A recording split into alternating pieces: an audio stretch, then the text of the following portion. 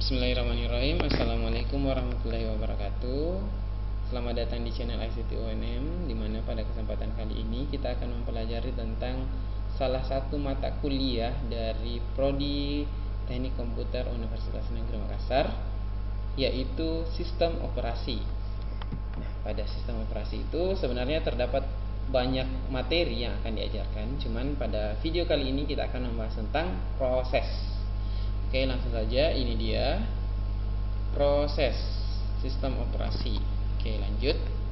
Nah, sebuah sistem itu sebenarnya paling tidak itu memiliki 3 proses agar dapat beroperasi. Nah, contohnya seperti ini. Terdapat input, proses, dan output.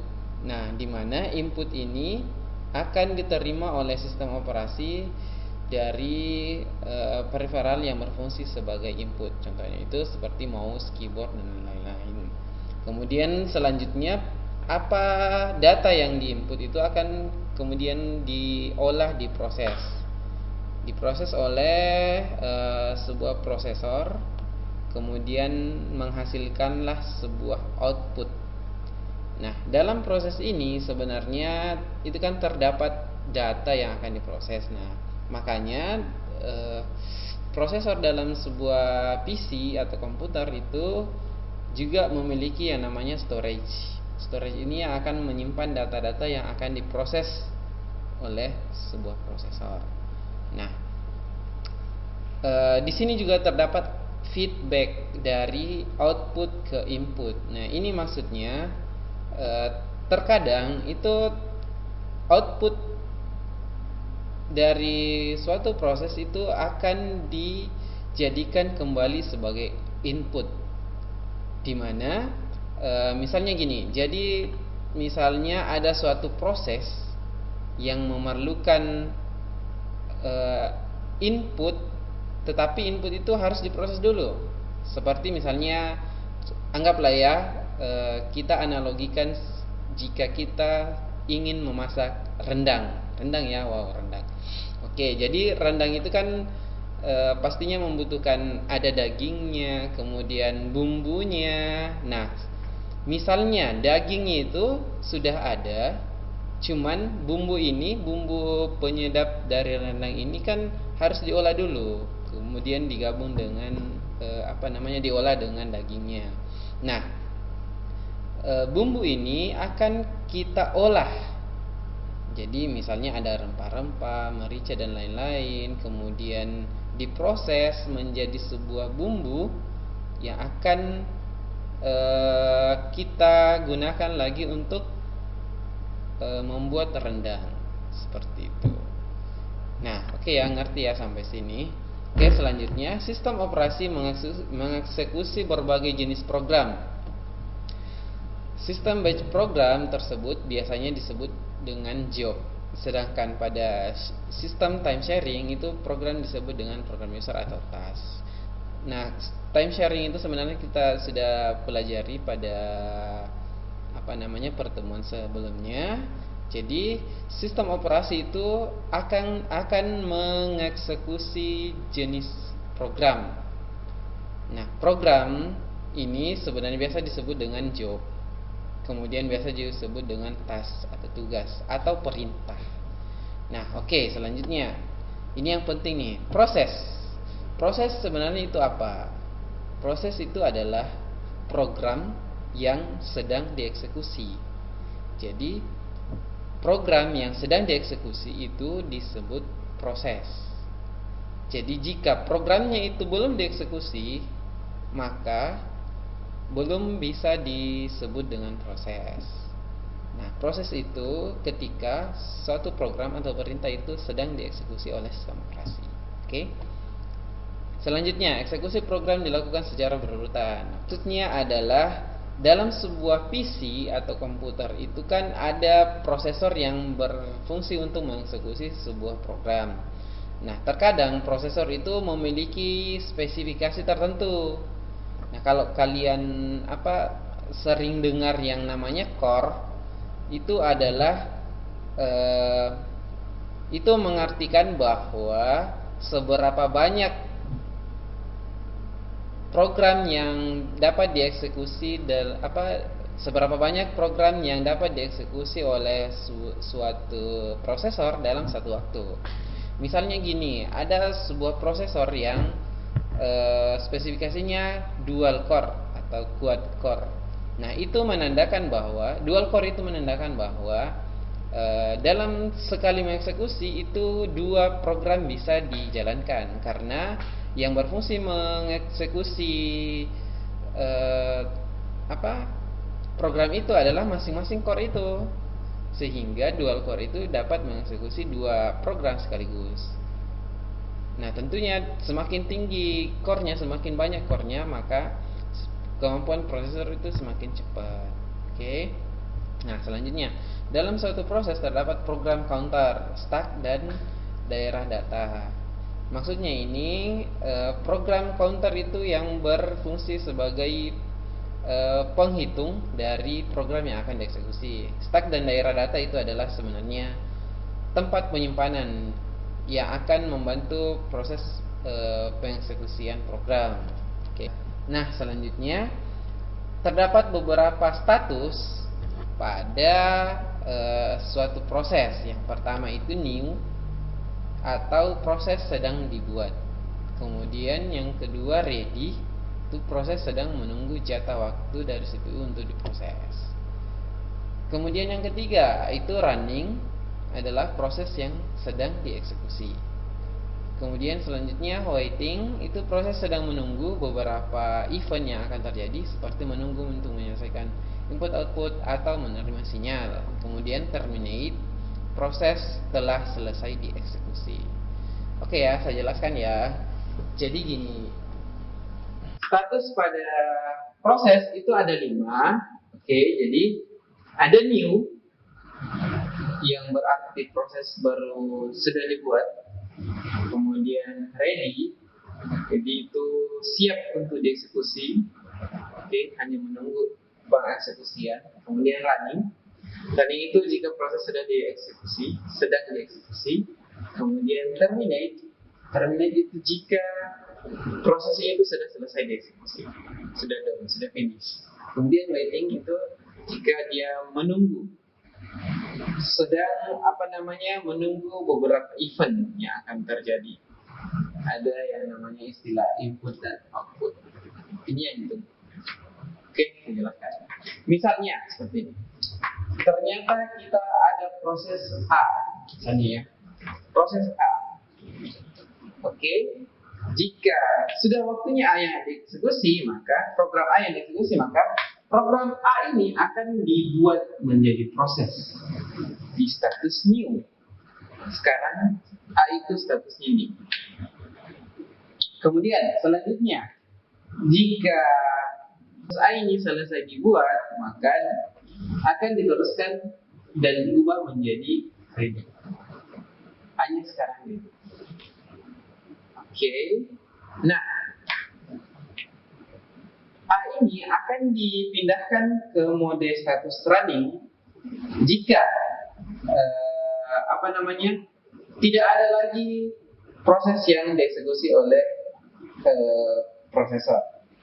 Jadi contohnya itu misalnya prosesnya selesai dieksekusi, maka si A ini akan dipindahkan ke mode running.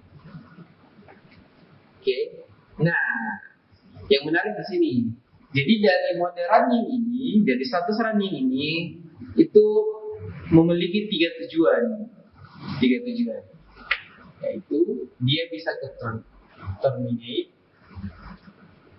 dia dapat kembali ke mode ready, dan dia bisa menuju ke menu ready. Oke. Nah, pertanyaannya, kapan mode running ini menuju ke tiga status ini? Nah, yang pertama, mode running, status running itu akan menuju ke terminate, diubah menuju terminate jika proses ini selesai dan exit. Jika proses ini exit, selesai, done. selesai dieksekusi. Oke, ngerti ya kan sini. Nah, pertanyaannya kapan running ini akan kembali ke ready? Kapan A ini status proses A ini akan kembali ke ready? Nah, dia akan kembali jika ada interrupt.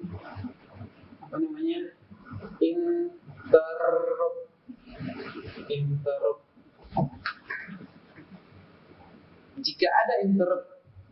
Nah, apa yang dapat menginterupsi ini? Ya, contohnya seperti ini. Sementara dilakukan eksekusi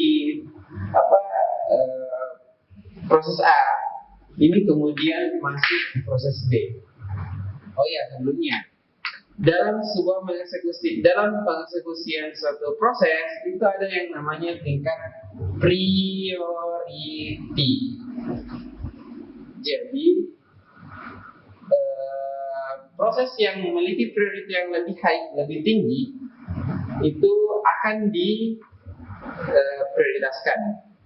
Contohnya seperti ini, begini ya.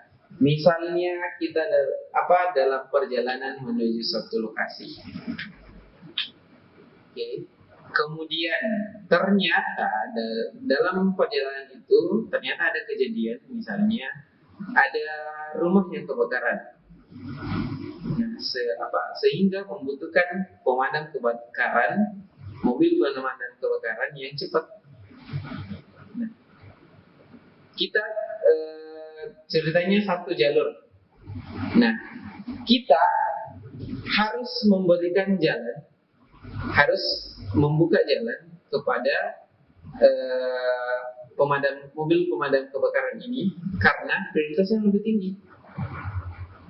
Dia lebih dibutuhkan prioritasnya.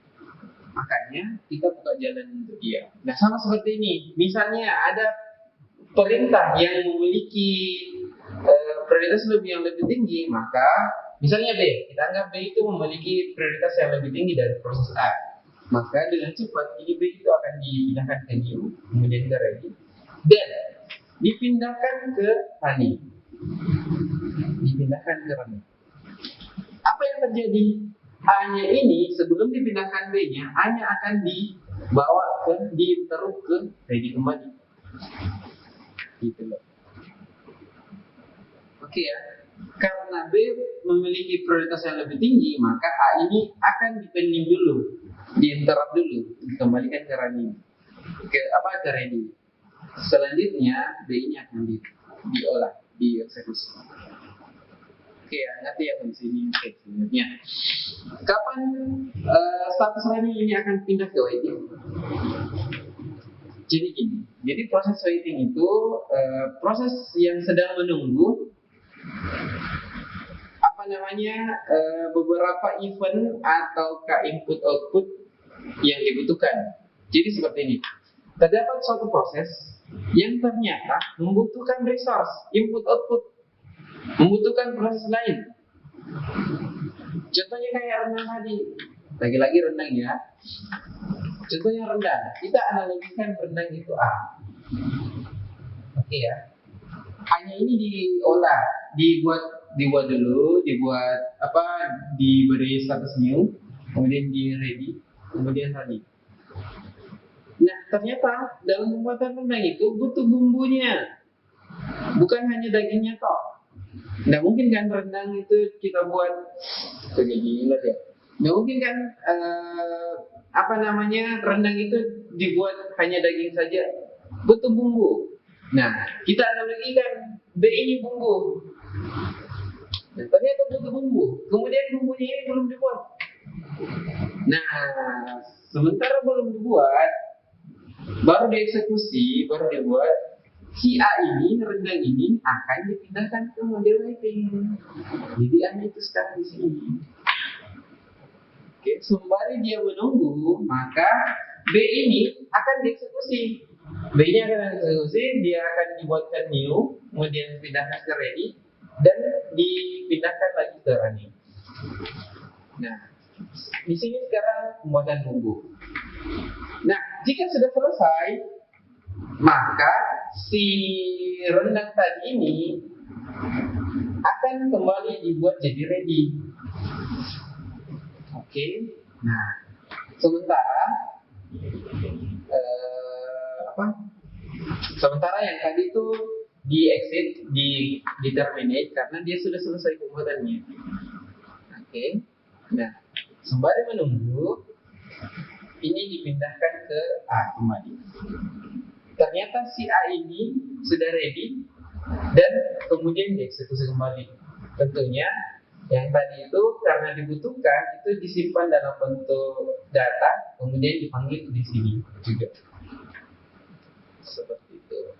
Agar rendangnya dapat dieksekusi, dapat dibuat, maka harus ada gabungan antara si bumbu tadi dengan dagingnya itu dan lain-lain. Oke, yang itu ngerti ya. Oke, kita lanjut. Jadi selanjutnya adalah PCB, Process Control Block. Nah, setiap proses dalam sebuah sistem operasi mendapatkan sebuah PCB. Nah, PCB itu adalah informasi-informasi yang diperlukan sebuah sistem operasi untuk mengendalikan atau mengkoordinasikan berbagai proses yang aktif. Informasi tersebut merupakan suatu tanda pengenal proses. Tanda pengenal proses yang unik dan menjadi nomor identitas, status proses, prioritas eksekusi proses, dan informasi lokal proses dalam memori. Nah, jadi PCB itu sebenarnya adalah informasi-informasi yang berkaitan dengan proses. Kayak misalnya yang tadi pengenalan. Jadi kan proses itu kan harus ada ID-nya yang membedakan antara satu proses dengan proses lain. Jika tidak ada ID-nya, maka proses itu akan kacau pasti. Oke ya. Nah, kemudian kalian bisa baca sendiri yang di bawah ini. Ini hanya sebenarnya penjelasannya saja. Cuman ini yang menjadi PCB. PCB juga itu termasuk yang status proses yang tadi. Kemudian yang prioritas yang tadi lagi. Siapa yang prioritasnya lebih tinggi itu akan didahulukan. Kemudian informasi-informasi lainnya kalian bisa membacanya di bawah. Oke ya, kita lanjut. Nah, pada gambar ini terdapat proses A, proses 0 dan proses 1. Di mana pada gambar sebelah kiri itu proses 0 itu sedang dieksekusi. Oke, sedang dieksekusi. Kemudian di tengahnya itu ada interrupt dan system call, di mana system call itu akan menyimpan ke dalam PCB 0 ini. Oke. Kemudian, nah ternyata proses 1 itu datang dengan prioritas yang lebih tinggi. Makanya prioritas sementara ini dieksekusi, ini akan dipindahkan ke waiting. Dan ini maksudnya dipindahkan ke waiting, dia di save dulu ke ini. Kemudian proses 1 ini akan dieksekusi. Dia dipanggil dari PCB 1, kemudian dieksekusi dan selanjutnya disimpan kembali. Seperti itu. Jadi ini mode interrupt proses. Oke, selanjutnya operasi pada proses. Jadi pada proses itu terdapat pada intinya 2, pembuatan proses dengan penghentian proses. Hampir sama yang tadi yang sudah dijelaskan. Jadi dalam pembuatan proses itu memberikan identitas atau ID unik pada proses yang akan dibuat. Kemudian menyisipkan proses pada list proses atau tabel proses. Jadi proses yang telah dibuat ini akan disimpan ke dalam namanya program counter yang bertugas nanti mengatur antrian dari proses yang berjalan. Kemudian pembuatan proses ini juga akan menentukan prioritas awal proses, siapa yang lebih berprioritas tinggi, kemudian membuat PCB dan mengalokasikan resource awal bagi proses tersebut. Resource itu maksudnya menyimpan data-data yang diperlukan pada suatu resource, pada suatu storage yang disediakan. Oke, selanjutnya penghentian proses. Jadi kapan penghentian proses itu akan dilakukan? Jadi suatu proses itu berhenti jika yang pertama telah menyelesaikan pertanyaan akhir, artinya ini sudah selesai, dan meminta pada sistem operasi untuk menghapusnya dengan menggunakan sistem call exit. Nah, ini maksudnya tadi yang terminate. Oke. Kemudian proses mengembalikan semua data output ke parent melalui sistem call wait. Jadi misalnya ada yang tadi dia butuhkan proses ini dibutuhkan, maka dia akan ke wait. Kita memanggilnya sistem wait. Oke, kemudian proses dihapus. Oke, lanjut. Parent dapat menghentikan eksekusi proses child dengan menggunakan call abort.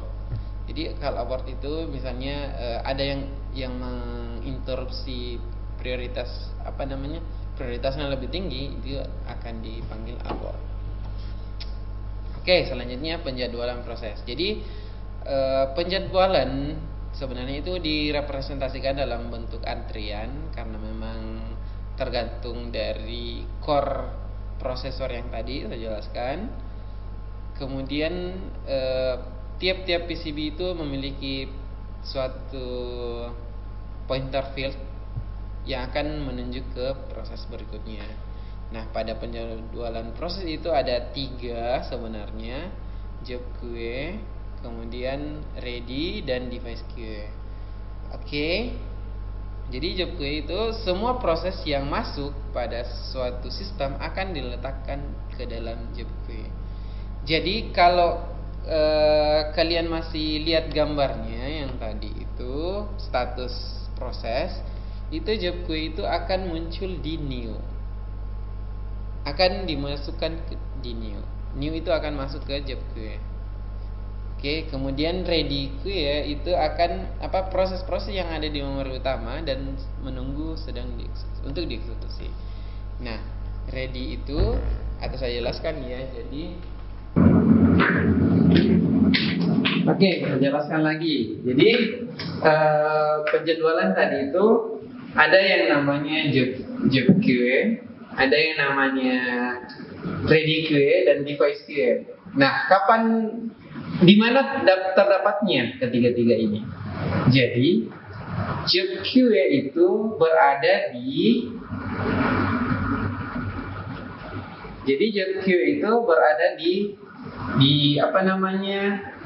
sini. Dia akan menyimpan status yang new, dia status new.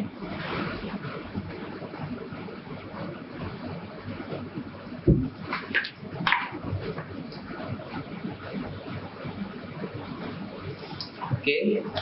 Dia adalah tempat penyimpanan semua proses yang masuk. Oke. Ready queue itu dia berada di sini.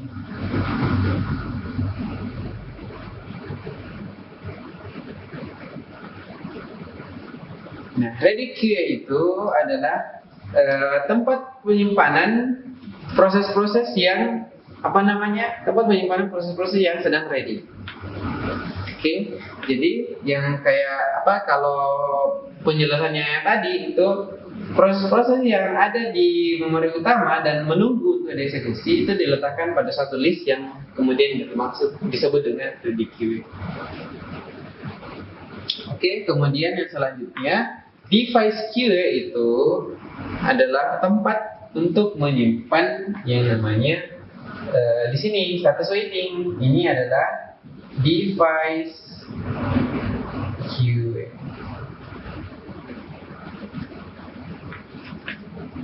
Oke. Nah, jadi job queue itu menyimpan proses-proses yang sedang masuk atau sedang dibuat. Kemudian ready queue itu menyimpan proses-proses yang ready untuk dieksekusi, hanya menunggu untuk dieksekusi. Kemudian device queue itu menyimpan proses-proses yang menunggu event lain atau input output yang lainnya. Oke. Selanjutnya penjadwalan proses, masih yang tadi. Kalian teman-teman bisa baca sendiri sebenarnya ya. Saya kasih waktu atau kalian bisa stop saja dulu. Stop aja dulu, kalian baca dulu. Saya berharap kalian baca ya, baca terlebih dahulu. Misalnya ada yang kurang dipahami, itu baca berulang-ulang. Oke, baca berulang-ulang. Saya sarankan untuk stop dulu, pause dulu videonya, kemudian dibaca.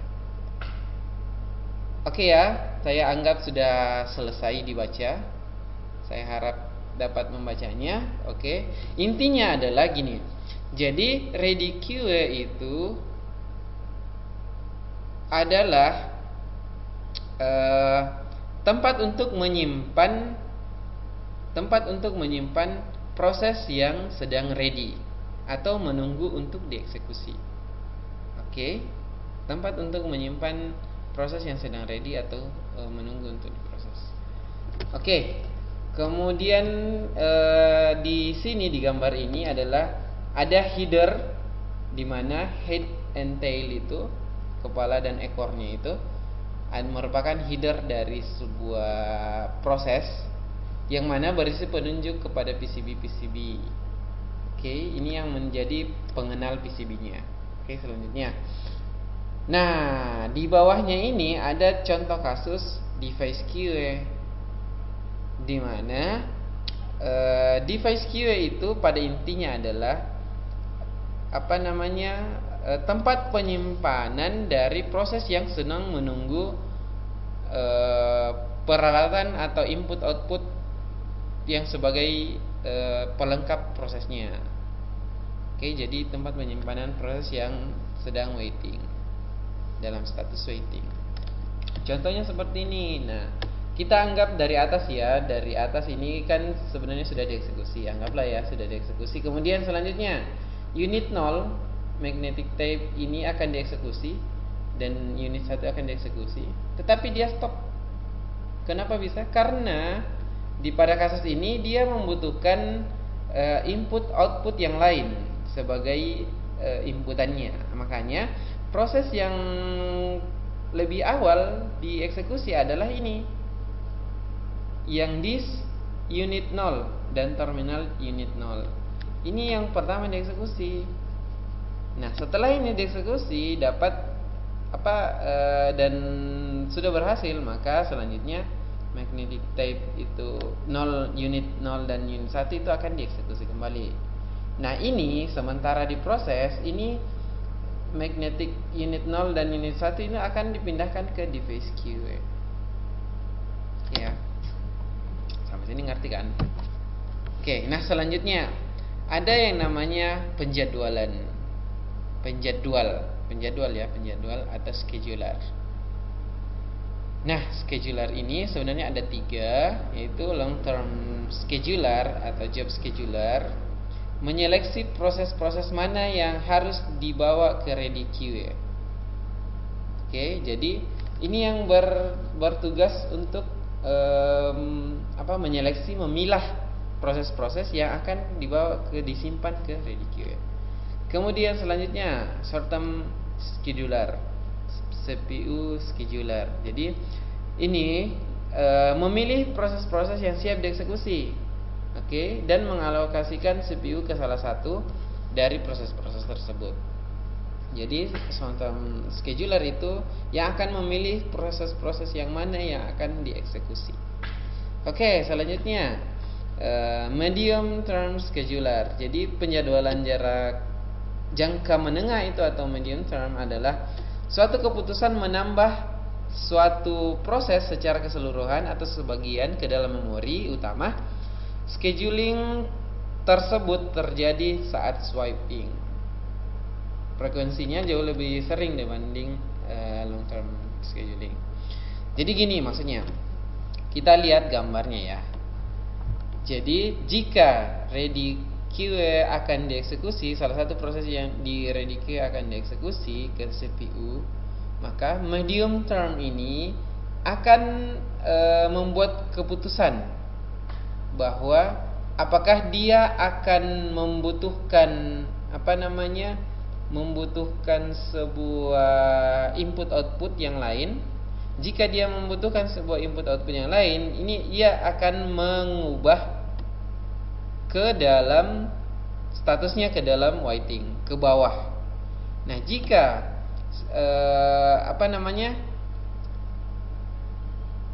proses yang tadi dieksekusi di CPU ini selesai, maka dia akan ke terminate, mengubahnya ke terminate.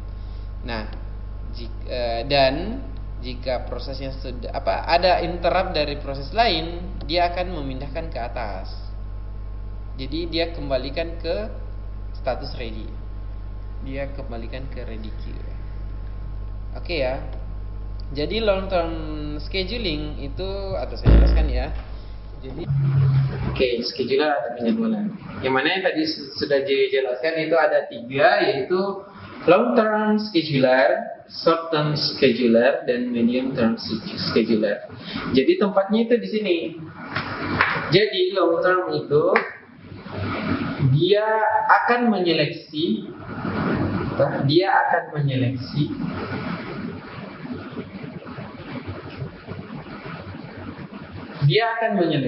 proses-proses mana yang akan dipindahkan ke ready.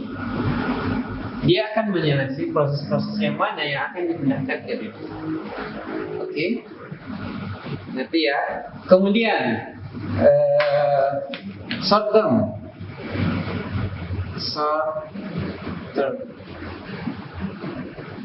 Nah, short term ini penjadwalan sebuah scheduler yang akan memilih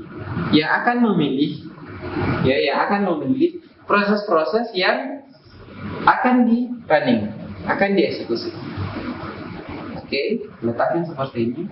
Kemudian medium term scheduler itu tempatnya di sini, dari running menuju ke 3 ini. Jadi medium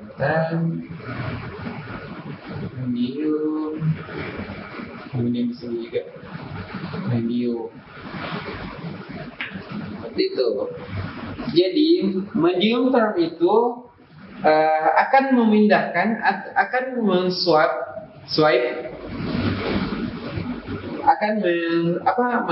swapping, akan melakukan swapping dari running menuju ke terminate, menuju ke ready, menuju ke waiting. Tentunya dengan kondisi-kondisi yang tadi dijelaskan. Kapan dia ke waiting, kapan dia ke terminate, kapan dia ke ready. Oke ya, kita lanjut. Selanjutnya, proses yang saling bekerja sama. Jadi ada yang namanya cooperating process. Nah, di sini ada 2 jenisnya, yaitu independence atau cooperate. Jadi independence itu proses-proses yang hanya dieksekusi oleh sistem operasi tetapi terpisah dari proses lain, hanya individu gitu. Jadi proses yang terpisah adalah proses yang tidak berakibat atau diakibatkan oleh eksekusi dari proses lain. Tidak membutuhkan eksekusi proses lain, kemudian tidak menjadi kebutuhan proses lain, itu yang dikatakan independence. Jadi proses yang tidak berakibat dan tidak diakibatkan ke proses lain. Oke ya. Nah, kebalikannya dari independence. Jadi cooperate itu adalah proses-proses yang dieksekusi oleh sistem operasi, yang mungkin berupa proses yang saling bekerja sama, intinya bekerja sama. Jadi proses yang bekerja sama itu adalah proses yang berakibat atau diakibatkan oleh proses lain. Dia bisa jadi kayak yang tadi ya, yang mode rendang itu ya. Jadi hari ini kita bahas rendang. Nah, kalau misalnya ada yang ngiler atau belum makan, silahkan silahkan dimakan dulu. Sambil nonton itu tidak masalah sebenarnya. Yang penting kalian paham apa yang disampaikan dari videonya. Nah, jikapun dalam pembahasannya itu masih kurang, kalian dapat mengulanginya atau bertanya langsung di komen ya. Jika ada pertanyaan di komen aja ya. Oke. Komen YouTube. Oke ya, kita lanjut. Jadi contohnya seperti ini. Jadi ada proses 0 itu sedang menunggu printer, dan proses 1 itu sedang menunggu disk drive. Ini kan tidak ada hubungannya dengan yang lain. Menunggu printer itu maksudnya dia tidak membutuhkan proses yang lain, proses printer, karena kan printer sebagai device output ya,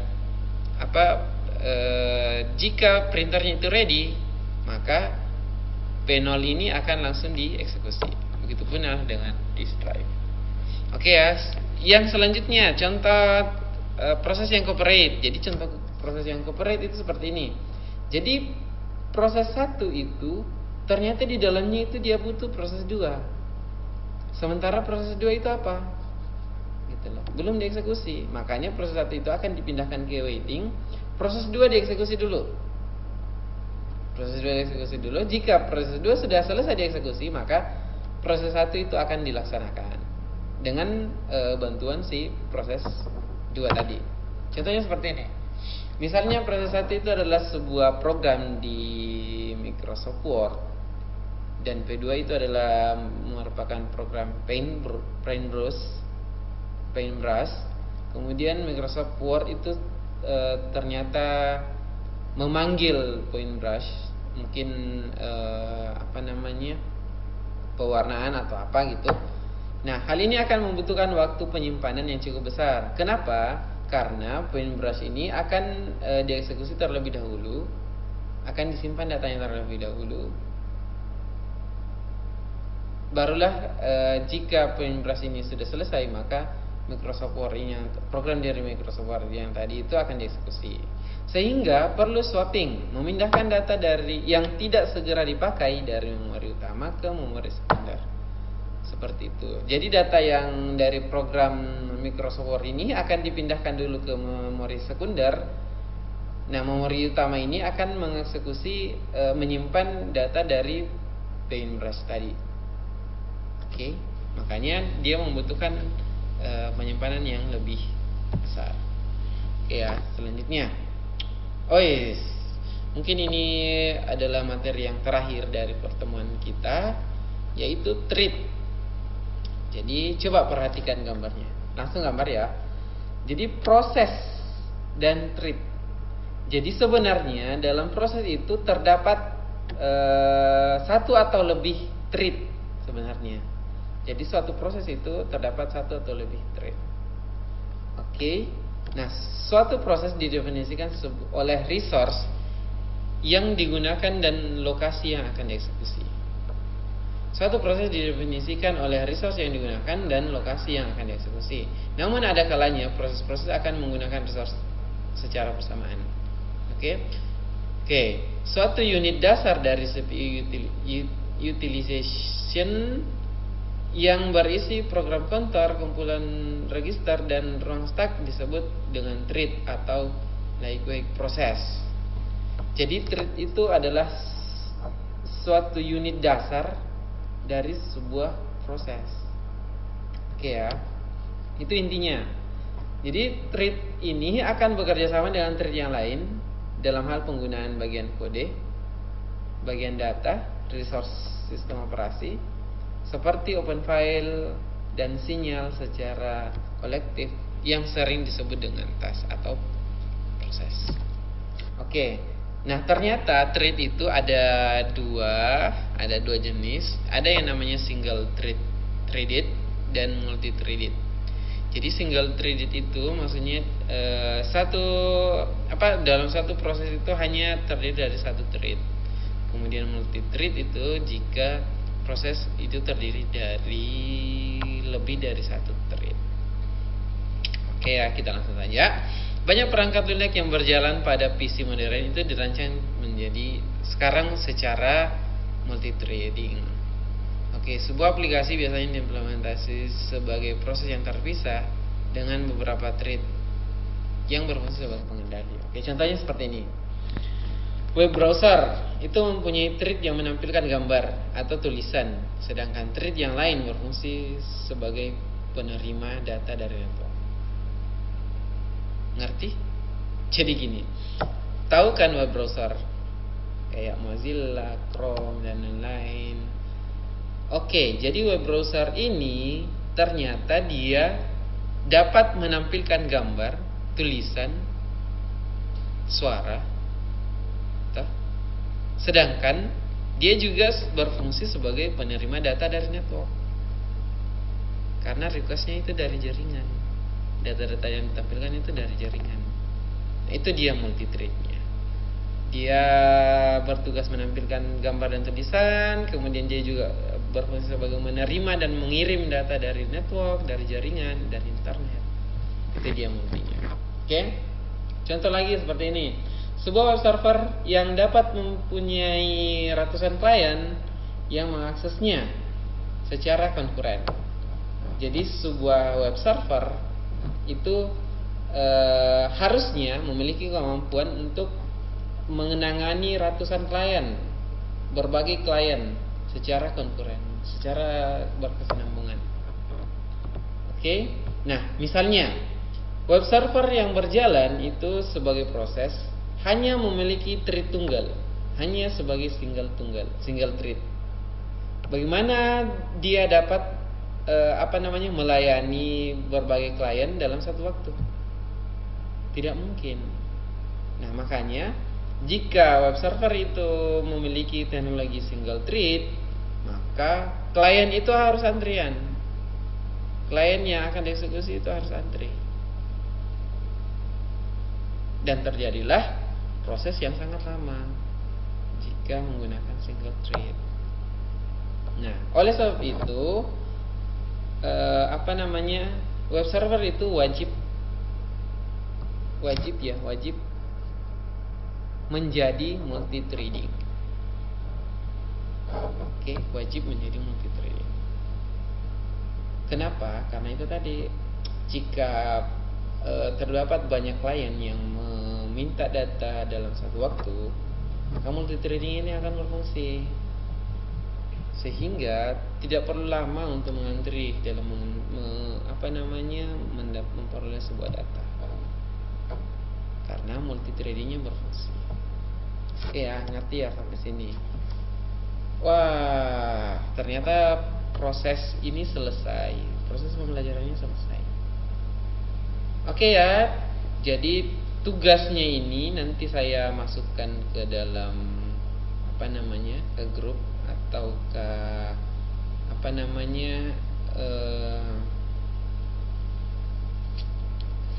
LMS yang digunakan. Nanti saya masukkan tugasnya. Ada tugas. Kenapa ada tugas? Karena jika tidak ada tugas, kalian tidak akan nonton ini. Oke. Tugasnya salah satunya adalah subscribe, ya. Tugasnya adalah subscribe channelnya YouTube ICT UNM. Oke ya, tombol loncengnya juga nyalakan. Nyalakan. Oke, sampai di sini. Jika ada pertanyaan, silahkan silahkan tulis di komen. Nggak apa-apa, silahkan tulis di komen. Ini atau misalnya ada saran yang membangun atau ada yang keliru, silahkan ditulis. Nanti kami akan pelajari, kami sampaikan kembali. Jika ada kesalahan dari kami mohon maaf. Jika ada kebenaran, itu dari Allah yang Maha Kuasa. Oke ya, kita akhiri pertemuan atau video pembelajaran kali ini. Terima kasih telah menonton dan jangan lupa subscribe. Oke, wassalamualaikum warahmatullahi wabarakatuh.